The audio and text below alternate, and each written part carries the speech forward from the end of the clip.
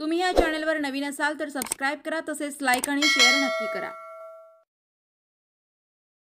मी आवाहन केलेलं होतं, कारखाना आर्थिक अडचणीमध्ये आहे, आपल्याला तो बाहेर काढायचा म्हटलं तर आपल्याला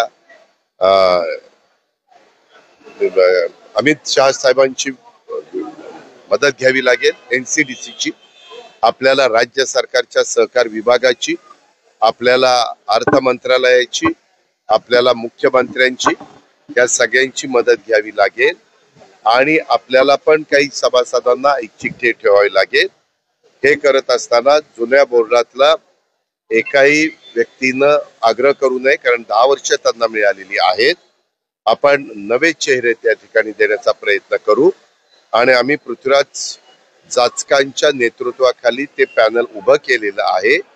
त्यामध्ये जास्तीत जास्त वेगवेगळ्या लोकांना सामावून घेतलं, पण तेवढ्याच ताकदीची काही लोक आम्हाला थांबवावे लागलेत, कारण जागा फक्त 21 होत्या।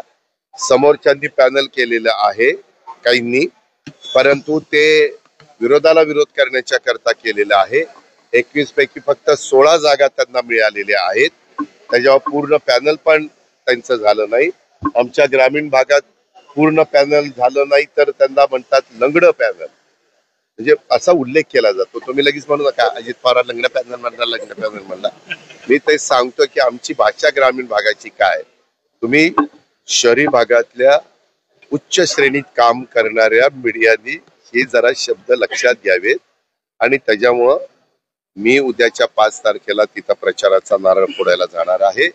माझे सहकारी दत्तामामा भरणे असतील, आमचे ज्यांच्या नेतृत्वाखाली आम्ही लढतोय ते पृथ्वीराज जाचकजी असतील, आमचे सगळे उमेदवार असतील। मला जी काही भूमिका मांडायची ती त्या ठिकाणी मांडेन, परंतु आपण जे काही सांगितलेले तसं तिथं झालेलं नाही। अर्ज जवळपास 700 का 650 आलेले होते।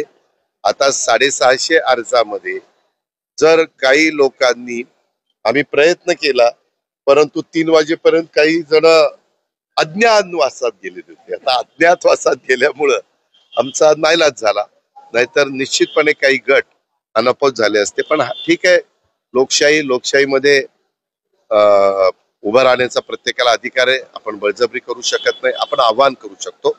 तसं मी आवाहन केलेलं होतं, परंतु एका चॅनलला असं वाटलं की अजित पवारांच्या आव्हानाला प्रतिसाद नाही मिळाला, त्याच्यामुळे अजित पवारांची बेअब्रू झाली किंवा अजित पवारांना अपयश आलं, असं काहीतरी बाजून कांड्या पेटवायचं काम चाललंय। त्यांचा त्यांना लखलाप। मला माझ्या मतदारांच्यावर विश्वास आहे आणि तो वेळोवेळी सिद्ध झालेला आहे। आणि हे पण मतदार आमचं श्री भवानी माता पॅनल हे चांगल्या मताधिक्याने विजयी करतील। विजयी झाल्यावर तुला तर नक्कीच सांगणार आहे। आणि ज्यांनी ती खोटी बातमी दाखवली त्या चॅनलच्या संपादकालाही फोन करून आता कसं वाटतंय असं त्याला विचारणार।